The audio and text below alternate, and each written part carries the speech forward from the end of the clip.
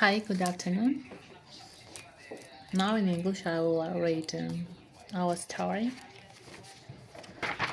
As I told you in the previously recording, it could be in English and in Spanish. So here we go. Alice was sitting on a riverbank next to her sister when she suddenly saw a rabbit run past her. The truth is that there is nothing very strange about seeing a rabbit. After all, who has never seen a rabbit before? But this rabbit was different from all others. It was wearing a top hat and white gloves. And without batting an eyelid as he passed by Alice, the rabbit said, "Oh my, where has the time gone? The queen will be angry with me. I still haven't taken her the fun."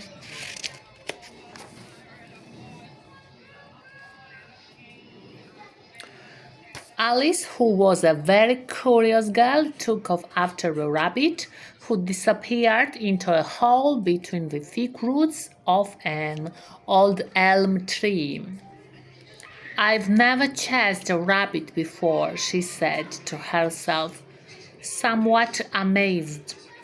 Little did she know what this would be the first such surprise, but by no means the last, she was about to receive.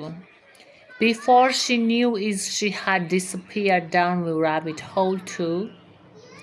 In front of her was a dark tunnel at the end of which the rabbit with the top hat and gloves was getting away. Alice followed a pursuit.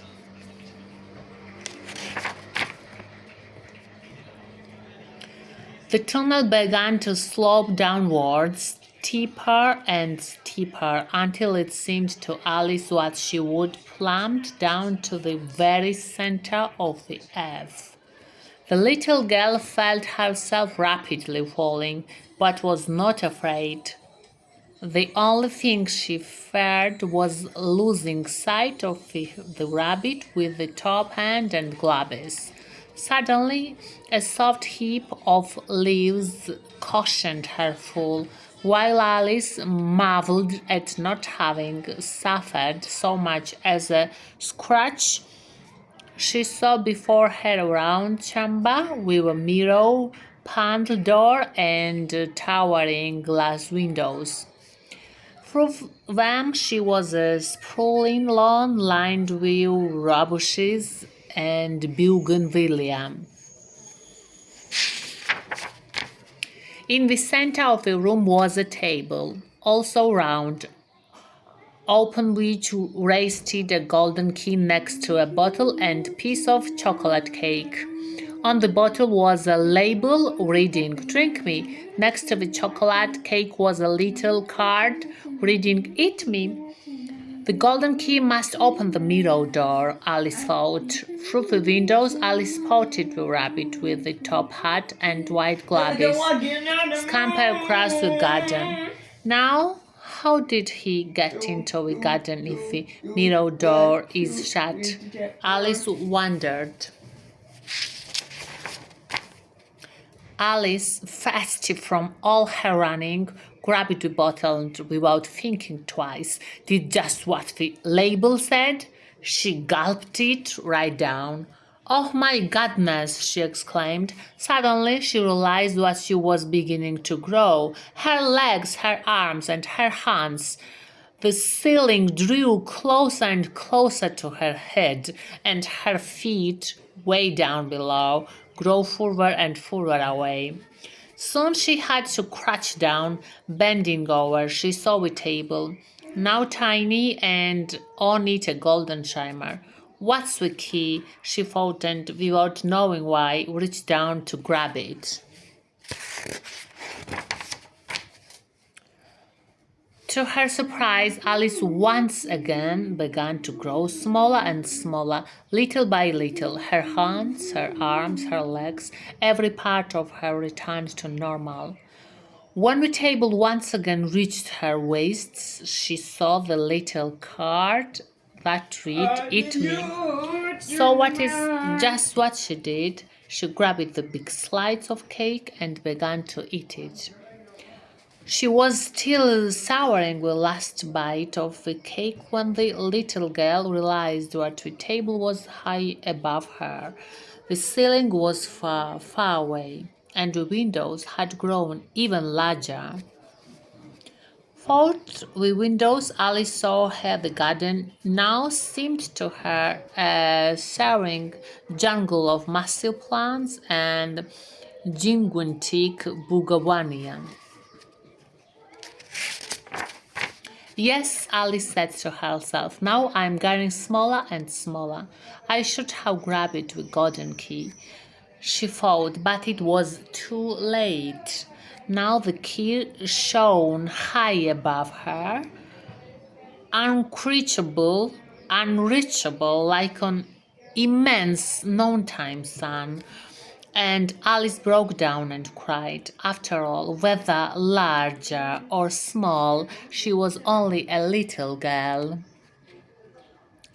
All of a sudden, she heard an unmistakable voice.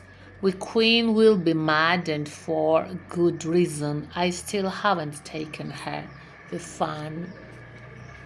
It was the rabbit with the top hat and the white gloves, elegant and fretful as always. Sometimes, when everything seems big and small at the same time, hearing someone else's voice, even that of a grumpy rabbit in a hurry, is enough to snap you out of it. Where have you left the fun, little girl? What fun? Alice snapped. I haven't seen any fun. It's right in front of you, nose. And you haven't even seen it?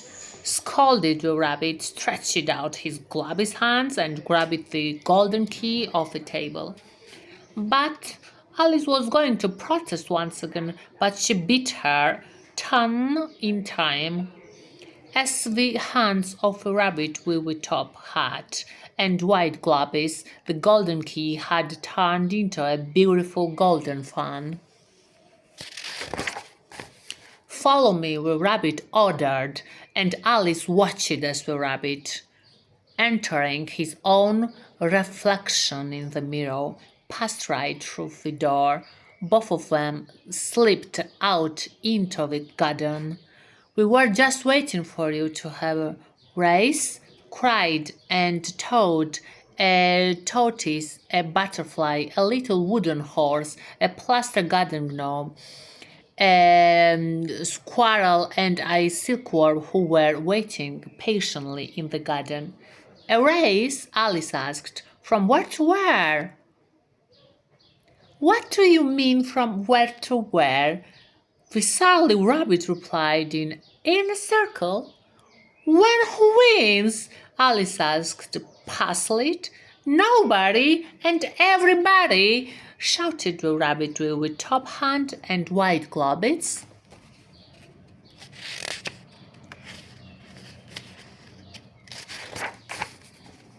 The rabbit was right. Alice saw how the turtles went faster, one the plaster garden gnome, and the squirrel what the little wooden horse, and the rabbit won the toad, and the butterfly won the silkworm, and each one began and abandoned the race whenever they wanted to. Oh my, the Queen! The rabbit suddenly cried as he broke out into a run. I still haven't given her the fan. Alice followed him with the fan in her hands, for the nervy, winging, grumpy yet smartly dressed rabbit had left it behind in the garden. The rabbit came to a fountain bubbling into a pool in a corner of the garden. Bending over the water, he waited to see her reflection see so he could enter it and pass through the water. Alice did just the same. On the other side of the pool was a great hall. At the far end was an imposing throne open which sat the most beautiful of all the cards, the Queen of Hearts. Finally, Queen shouted with his hit, and I needed my fan. Oh my, the fan! The rabbit screamed, distraught. Where have I put the fan? Alison approached the front cat side and held the fan out for Queen. Thank you very much, Queen said, but who might you be? My name is Alice, said the girl, cursing again, and I don't understand how I got here or where I am.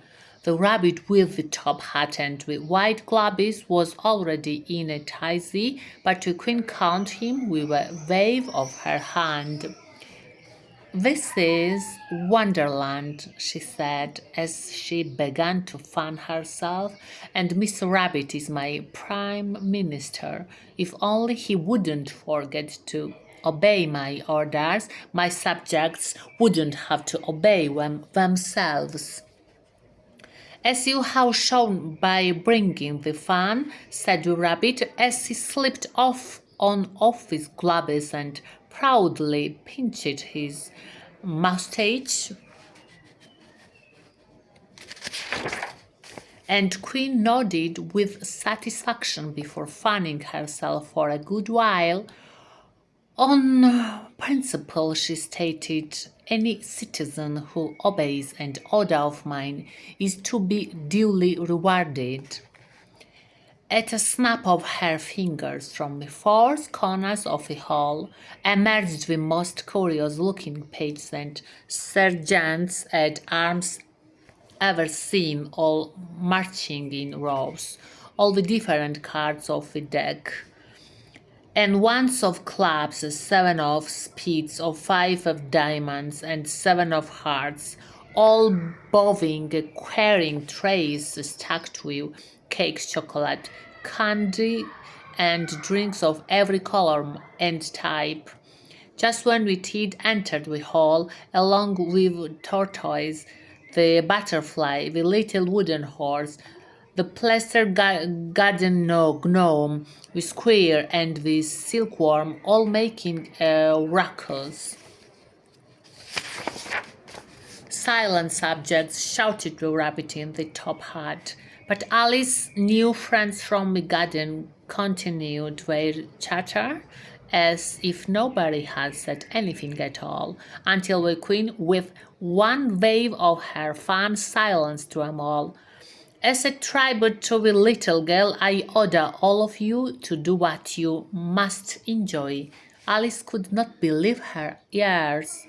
So we toad began to jump and croak, the turtles to take slow, little steps as turtles do, the butterfly to flit in the air, the little wooden horse to trot and whinny, the plaster garden gnome to wave at everyone with his red hood, she squared to clamber up the curtains, and with silkworm to spin ever so fine threads which to make the softest silk in the world.